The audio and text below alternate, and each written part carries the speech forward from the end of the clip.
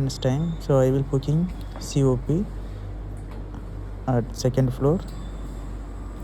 So the lift is stay in ground floor, so now is moving second floor. So you will see the LOP. So now I will booking the call LOP. So right side lift stay in ground floor. Now his door is open. So now going to car inside, booking the call third floor. The lift also moving upside. You will see the LOP.